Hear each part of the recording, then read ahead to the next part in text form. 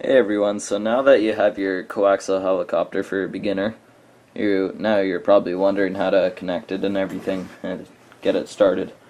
So first off, grab your fully charged battery and put it wherever it's supposed to go. This one has a little case in there, and I already have the battery in there, as you can see. Helicopters will have different ones though, so you just need to look to see which one's which. So once you have that all settled out, you're gonna want to connect the battery, but before you do, you need to grab your transmitter and turn it on. This one gives you 10 seconds to connect the battery, so then that it can bind to it. There we go, so now it's linked. There you go, as you can see,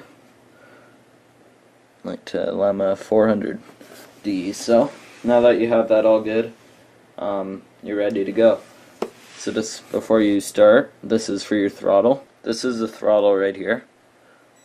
And you can see the blade start to spin. So that's the throttle. That's what moves you up and down. This one right here, that's on the throttle side. This is for a mode 2 channel remote, by the way. This is for the axis 360 degree turns. This one right here, right and left, is for tilting like right and left like that. And this one is for forwards and backwards. So moving forwards and backwards.